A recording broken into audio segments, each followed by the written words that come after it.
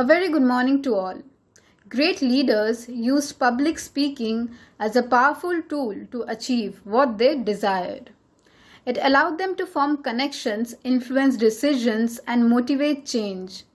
We still witness the influence of such powerful orations had. Declamation is an artistic form of public speaking. It is a dramatic oration designed to express through articulation, emphasis, and gesture.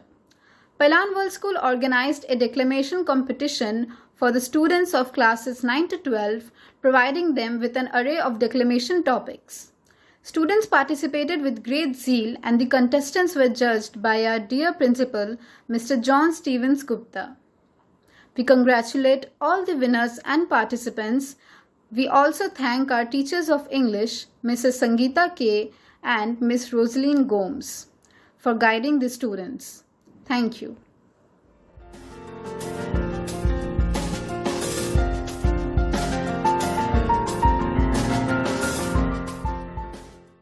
I have a dream today.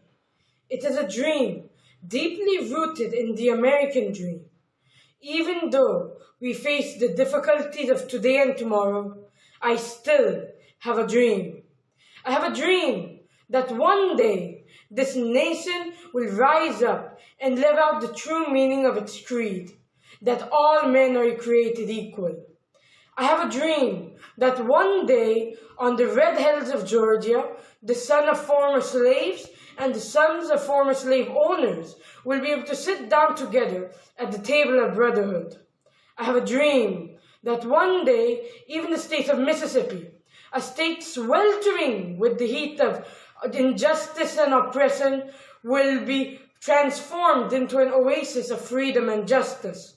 I have a dream that one day down in Alabama, little black boys and black girls will be able to join hands with little white boys and white girls and sisters as brothers. I have a dream today. I have a dream that my 4 children will one day live in a nation where they will not be judged by the color of their skin, but by the content of their character. This is our hope. This is the faith that we go back to the South with. With this faith, we will be able to pray together, to work together, to struggle together, to go to jail together, knowing that we will be free one day. And if America is to be a great nation, this must become true. So let freedom ring. Let freedom ring, not only from the prodigious hilltops of New Hampshire, from the mighty mountains of New York, from the snow-capped Rockies of Colorado, from the crevaceous slopes of California, but also from the Stone Mountain of Georgia, from the Lookout Mountain of Tennessee, from every hill and molehill of Mississippi, from the villages of Alabama. And when this happens, all of God's children, black men and white men, will be able to join hands and sing, "Free at last, free at last." I have a dream today.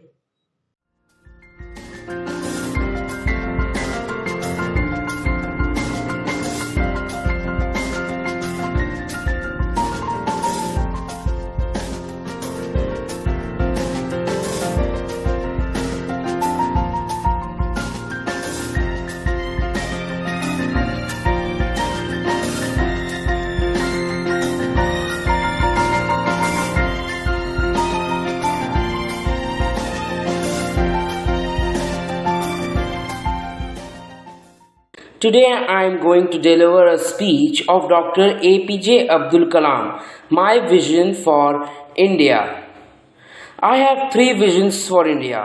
In 3,000 years of our history, people from all over the world have come and invaded us, captured our lands and conquered our minds. From Alexander onwards, the Greeks, the Turks, the Mughals, the Portuguese, the British, the French, the Dutch, all of them have come and looted us, took over what was ours. Yet, we have not done this to any other nation. We have not conquered anyone. We have not grabbed off their lands. We have not tried to enforce our way of life on them, their culture, their history. Why? Because we respect the freedom of others. This is why my first vision for India is freedom. I believe that India got its first vision for this in 1857 when we started our first war of independence. It is our freedom that we must protect, nurture, and build on. We have 10% growth rate in most of our areas. Our poverty levels are falling. Our achievements are being globally recognized today. So, still now, we lack the self-confidence to call ourselves a self-reliant and self-assured nation.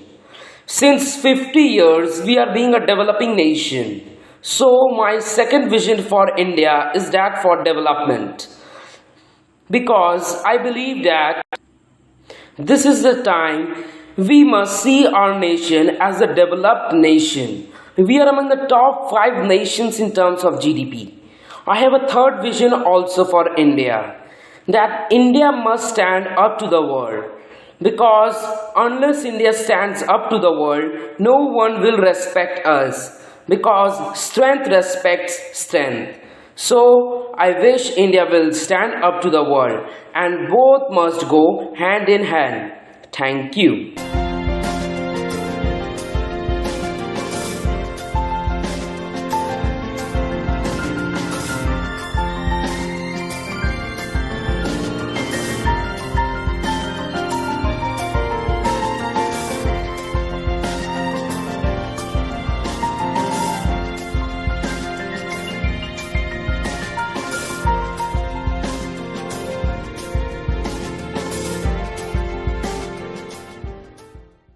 I'm going to recite to you the poem Desiderata by Max Ehrmann.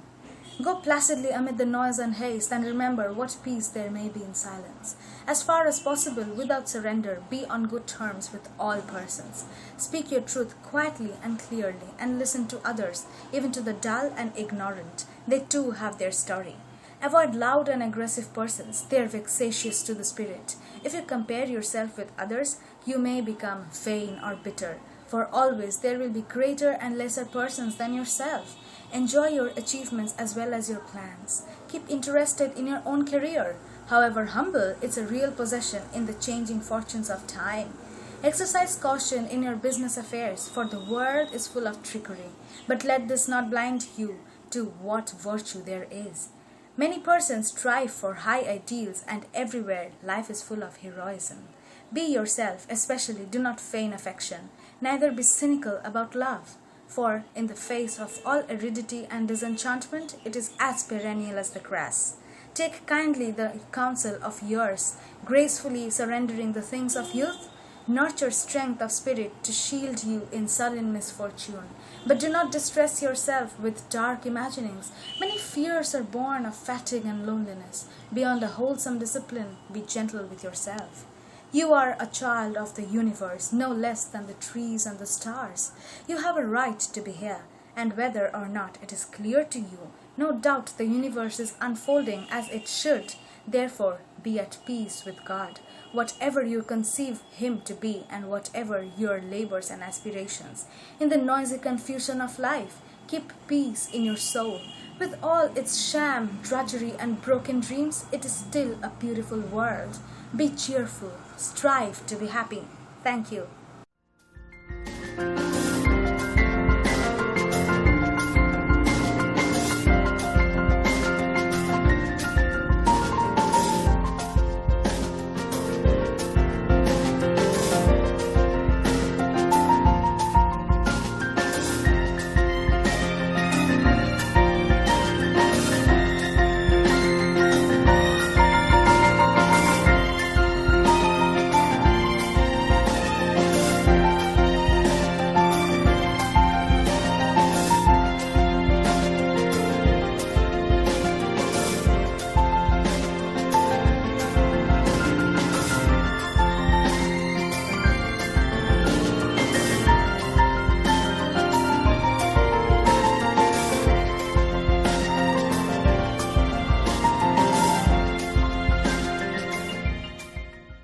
My declamation topic is Shylock's Defense from the drama The Merchant of Venice, written by William Shakespeare.